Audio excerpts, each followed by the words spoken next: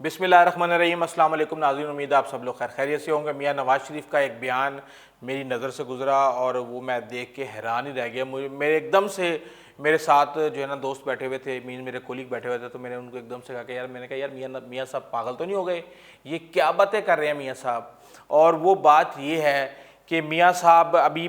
پاکستان نے جو ہے نا بابر میزائل کا ایک کامیاب تجربہ کیا ہے، اور وہ بڑا ہی ایک کام کیا میزائل ہے اس کی تفصیل میں آپ کو بتاتا ہوں، اور وہ ساری کہانی بتاتا ہوں کہ کس طریقے سے کیا ہوا، کیسے ہوا۔ تو میاں صاحب کہتے ہیں جی کہ وہ جو بنا ہے میزائل ٹوما ہاک میزائل، اس کو بعد میں انہوں نے لقمہ بھی دیا کہ یہ کروز میزائل ہے۔ بہرحال وہ میزائل تو میں نے بنوایا، وہ اس نے امریکہ نے کیا تھا افغانستان کے اوپر حملہ، اور اس وقت کچھ بالکل صحیح سلامت جو تھے وہ بلوچستان میں گر گئے تھے، وہ ہمارے ایک ہاتھ لگ گیا، اور اس کی بیک انجینئرنگ یعنی ریورس انجینئرنگ کر کے پاکستان نے وہ میزائل تیار کیا۔ یعنی آپ یہ دیکھیں کہ ایک وزیر اعظم جب یہ اسٹیٹ میرے جیسا بندہ کہہ دینا، انفارمیشن دے دے کہ جی پاکستان نے یہ کر لیا، یہ ہو گیا، یہ ہو گیا، اور اس حوالے سے میں آپ کو بے تحاشا اس کے اندر دوں گا، اس کی کوئی اتھینٹک یا آفیشیل ویلیو نہیں ہے۔ لیکن ایک بندہ جو اس ملک کا ایک دفعہ وزیر خزانہ، 2 دفعہ وزیر اعلیٰ، 3 دفعہ وزیر اعظم رہ چکا ہو، جس کی پارٹی کا جس کا بھائی اپوزیشن لیڈر ہو، وہ اس طرح کی سٹیٹمنٹ دے اور امریکہ جیسے سینسٹیو ملک کے ساتھ جڑے ہوئے معاملات کے بارے میں اس طرح کے بیان دے، تو آپ سوچ سکتے ہیں کہ اس کا پاکستان کے اوپر کیا فرق پڑے گا، کیا اس کے اوپر اثر پڑے گا۔ آپ میاں صاحب کی یہ سٹیٹمنٹ چیک کر لیں، اس کے بعد میں آپ کو آگے بتاتا ہوں کہ معاملہ کیا ہے۔ اربوں خربوں خرچ کیے ہم نے، ایٹمی قوت اللہ کے فضل و کرم سے بنایا ہم نے، JS-17 ہم نے ماشاءاللہ بنایا چائنا کے ساتھ مل کر، اور یہ جو جتنے بھی آپ کے جو اس وقت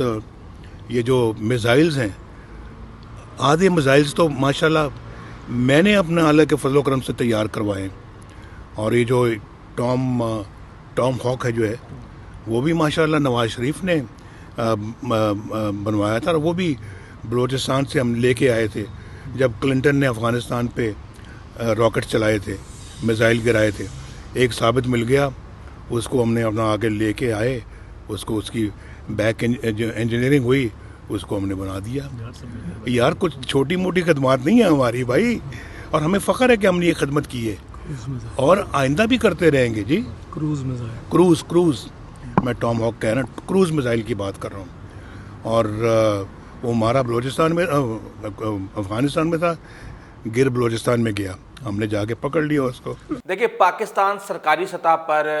بابر سمیت جتنے بھی دیگر میزائل ہیں ان کو مقامی سطح پر اور ملکی سائنسدانوں اور انجینئرز کے ذریعے تیار کرنے کا دعویٰ کرتا ہے، اور ظاہر سی بات ہے یہی دعویٰ ہے ہمارا کہ ہم یہ سب کچھ خود بنا رہے ہیں۔ پاکستان اس وقت بیلسٹک اور کروز دونوں قسم کے میزائل تیار کر رہا ہے، اور سادہ الفاظ میں بیلسٹک میزائل کا مقصد ایک بڑے علاقے میں تباہی پھیلانا ہوتا ہے، جبکہ کروز میزائل بالعموم کسی خاص اور چھوٹی جسامت والے ہدف کو ٹھیک تباہ کرنے کی صلاحیت رکھتا ہے۔ بیلسٹک میزائل آواز سے کئی گنا زیادہ رفتار سے پرواز کرتا ہے، جبکہ مشینی جو کروز میزائل کم رفتار کے باوجود اپنی استعمال کرتے ہوئے جو ہے نا، جو اپنی مشینی ذہانت ہے، مطلوبہ ہدف تک جا پہنچتا ہے۔ بیلسٹک میزائل انتہائی تیز رفتاری سے انتہائی بلندی پر پرواز کے بعد کشش ثقل کو استعمال کرتے ہوئے زمین پر اپنے ہدف کو نشانہ بناتا ہے، جبکہ جو کروز میزائل ہے وہ بیلسٹک میزائل سے سائز میں چھوٹا ہوتا ہے، تاہم اس کی رفتار بیلسٹک میزائل کے مقابلے میں خاصی کم اور سب سونک جو ہائپر سونک کے درمیان ہوتی ہے وہ ہوتی ہے۔ یہ زمین کے انتہائی قریب ایک درخت کی اونچائی تک، یعنی ایک درخت کی اونچائی پہ بھی وہ پرواز کر سکتا ہے، اور یہی وجہ ہے کہ یہ رڈار سے بچ جاتا ہے۔ اس میزائل کو فائر کرنے کے بعد پرواز کے دوران اس کی سمت اور ہدف کو تبدیل بھی کیا جا سکتا ہے، کہ کروز میزائل کو کلر سپر کمپیوٹرز جو ہیں کو بھی، یعنی اس سے بھی اس حوالے سے رہنمائی لی جا سکتی ہے، جو کہ ہدف کو نشانہ بنانے تک جدید جو ترین کمپیوٹرائز نظام ہے اس کو استعمال کرتا ہے۔ یہ جو واقعہ میاں نواز شریف نے کہا کہ جی ہمارے ہاتھ لگ گیا تھا، یہ ہے اگست 1998 کا، جب امریکہ نے بحیرہ عرب سے آپریشن انفینٹ رینج جو ہے وہ کرنے کا فیصلہ کیا تھا، اور اس نام سے انہوں نے اس آپریشن کا، اور اس کا مقصد یہ تھا کہ جو عالمی جتنے بھی ان کی نظر میں جو شدت پسند ہیں، جس طرح القاعدہ وغیرہ کے خلاف کارروائی کا فیصلہ کیا تھا انہوں نے اس حوالے سے. اور یہ جو میزائل تھے یہ صوبہ خوست کے اندر جو ہے نا ان کے مراکز تک پہنچنے تھے، اور یہ سوڈان کے اندر بھی ایک ٹھکانہ تھا، اس کو بھی تباہ کیا جانا تھا. یہ کارروائی اسی مہینے تنزانیہ اور کینیا میں جو امریکی سفارت خانے کے اندر بم دھماکہ ہوا تھا جس کی ذمہ داری القاعدہ کے اوپر ڈالی جا رہی تھی، تو اس کے ایک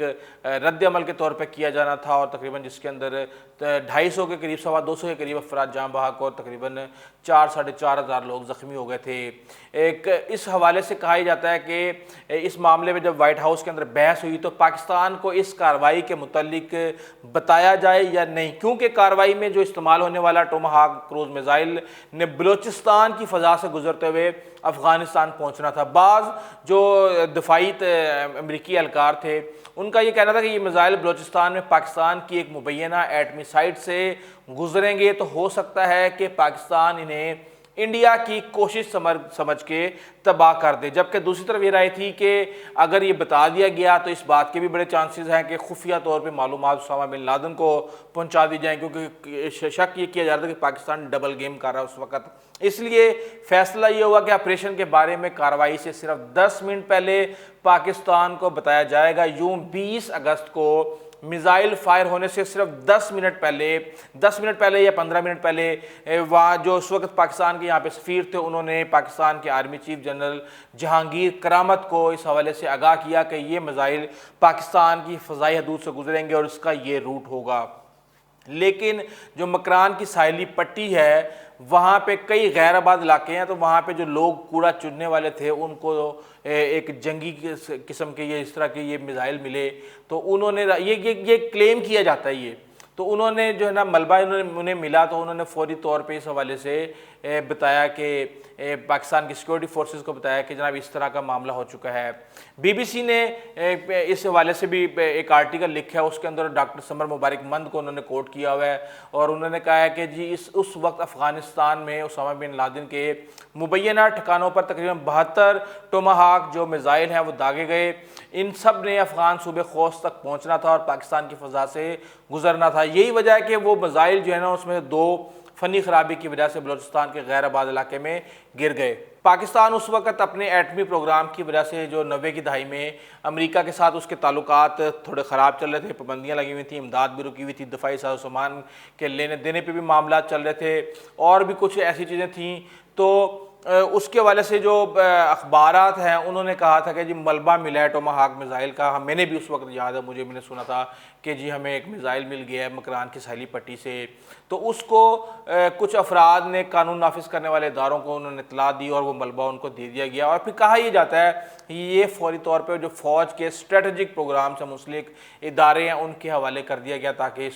اس کی تحقیق کی جائے. یہ میزائل کس حالت میں ملے اس پر کئی رائے ہیں. اس کے حوالے سے کہا ہی جاتا ہے کہ پینٹاگون نے نہ ان کے حوالے سے پوچھا نہ کچھ اور کیا، لیکن کہا یہ جا رہا ہے کہ چین اور پاکستان نے وہ ٹیکنالوجی حاصل کرنے کے لیے کوشاں تھے اور وہ ان کو مل گئی. اسلام آباد نے اپنی ایک واشنگٹن پوسٹ نے اپنی ایک خبر میں اسلام آباد میں ایک سرکاری افسر کے حوالے سے حیران کن طور پر پاکستان کو یعنی کہ یہ دعویٰ کیا کہ یہ میزائل سالم حالت میں ملے تھے، اور سمر بند مبارک اس سے اتفاق نہیں کرتے. وہ کہتے ہیں جی اتنے یہ نازک اور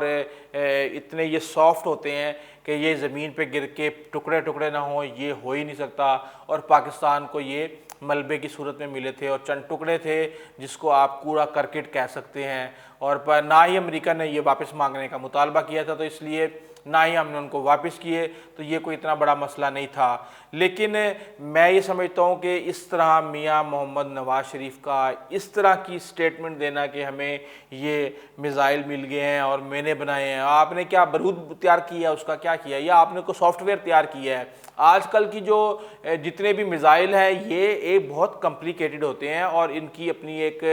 سائنس ہوتی ہے، سافٹ ویئر ہوتا ہے. وہ